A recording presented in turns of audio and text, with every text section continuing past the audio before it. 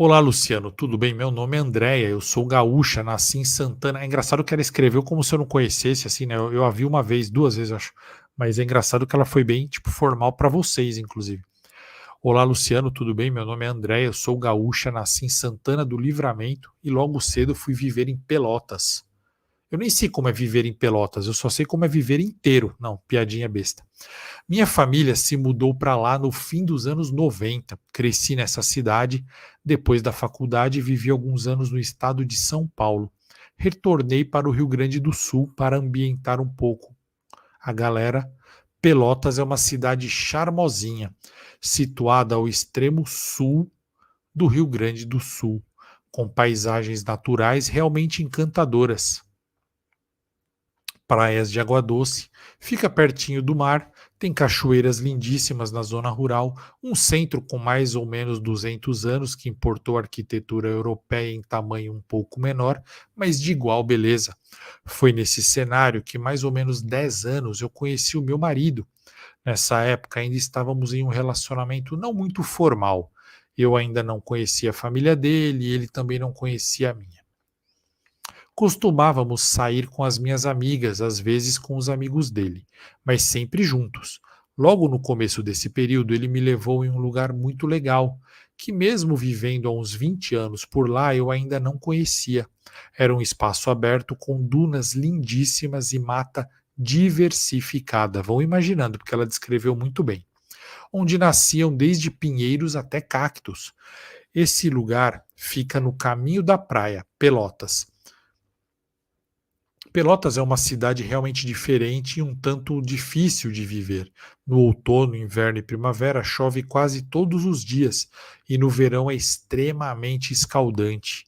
Por lá experimentamos ao longo do ano temperaturas que vão desde os 0 graus até o 40 e pouco, 40 e poucos, desculpa, erro meu aqui. Quando vivemos essa experiência que eu vou contar agora, era verão, estava bem quente.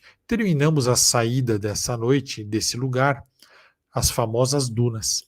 A entrada para o lugar fica em um condomínio de casas caras e luxuosas. Gostaria de compartilhar que eu e meu marido não somos adeptos ao álcool mais do que uma garrafa de vinho no mês. E olhe lá, já para deixar claro que não havíamos consumido nada que pudesse alterar a nossa percepção, inclusive porque eu ou ele jamais sairíamos de carro após ter bebido. Isso mesmo, Andréia. Chegamos por volta da meia-noite, passamos pelo condomínio e naquela noite o ar estava estranho, diferente. E não estamos falando de umidade, não. Algo estava estranho. Era sexta-feira ou sábado. E normalmente ali é bem movimentado. Mas ali estava diferente. Não havia outros carros, o que era muito estranho. Lembro de ver apenas uma ou duas pessoas caminhando pelo condomínio ao fundo. Mas quando chegamos na última encruzilhada, que levava até a entrada das dunas, tinha um gato. Um gato preto e branco exatamente no meio da rua, estático, olhando para a escuridão. O gato estava olhando para a escuridão no fim da rua. Passamos com o carro do lado dele e ele não se moveu nem um centímetro. Coisas muito estranhas para um gato fazer, né? O gato é muito esperto. Qualquer carro que se aproxima, ele sai correndo. E aí ela escreve: Eu amo gatos e conheço o comportamento deles. Ao perceber qualquer movimento, eles sempre reagem. Mas aquele gato não. Ele estava estranhamente paralisado, né? Vocês estão percebendo. Aquilo chamou demais a minha atenção. Como um gato não vai se mover quando um carro passa a poucos centímetros dele? Para mim, aquilo já foi extremamente diferente, para dizer o mínimo. Continuamos entrando na escuridão da rua e eu olhava para trás e o gato continuava lá. Eu lembro de olhar para o Rodrigo, hoje meu marido, e da gente rir da situação. Que coisa estranha, não? Mas nem esse fato me preparou para o que veríamos ao chegar na nossa árvore. Depois do condomínio, começa uma estrada de areia que se bifurca nos primeiros 20 metros.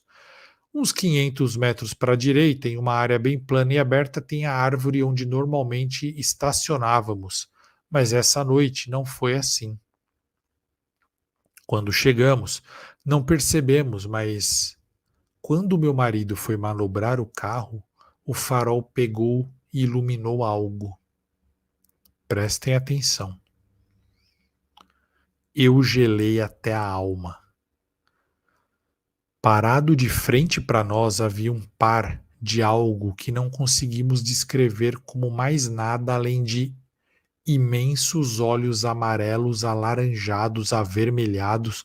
Não sei descrever a cor, mas era quente, sem dúvida. O farol não iluminou um corpo, era só escuridão.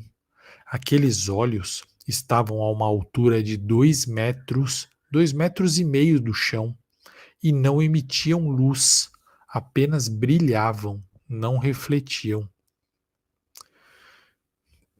Eles estavam virados diretamente para nós.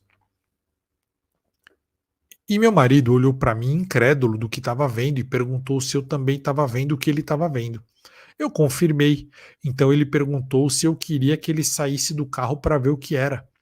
Logicamente, eu neguei e disse que por nada no mundo ele deveria sair do carro. Ele desistiu da ideia e perguntou se eu queria sair dali, ir para outro lugar. Eu agradeci e ele continuou manobrando o carro para voltarmos para onde a gente tinha vindo.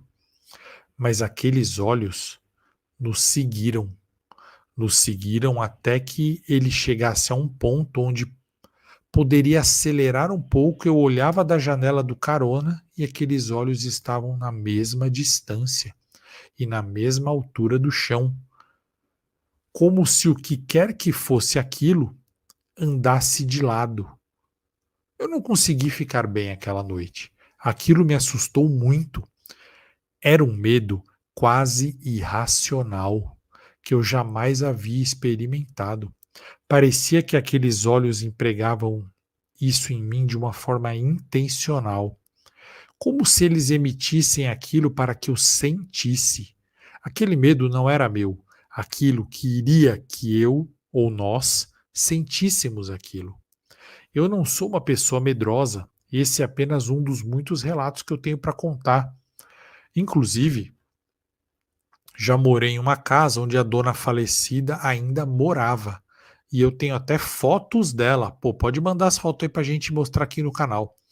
Confirmada por familiares. Ah, eu quero ver as fotos. Por favor, escaneie aí. Mas sem dúvidas, eu nunca senti tanto medo profundo e genuíno. Aquilo sim foi medo real, talvez o mais real que eu já vivenciei. Me estremeceu por muitos dias. Aquele era um lugar especial para nós. O céu noturno visto dali era o céu mais estrelado que eu já vi na vida. Sempre saíamos das reuniões com amigos para lá, fosse sozinhos ou acompanhados. Muita gente ia lá durante o dia ou mesmo à noite. Estava sempre movimentado, era um lugar onde as pessoas frequentavam muito, principalmente nos fins de semana. Mas depois daquilo eu fiquei um tempo sem ir. E às vezes que fomos depois disso, eu já não ficava mais tranquila. Anos depois, falando sobre esse acontecido, já casados, meu marido confessou que agradeceu por eu não querer que ele fosse um herói, porque também sentiu muito medo. Apenas não quis transparecer, o que, depois de tudo, foi engraçado. Pois é, Luciano, esse é o relato pessoal mais assustador para mim. E a única coisa que explica um pouco do que eu vi e senti são as histórias do Homem Mariposa, que certamente você já conhece. E de antemão, obrigada por contar o meu relato. Até a próxima. E esse foi o relato da Andrea.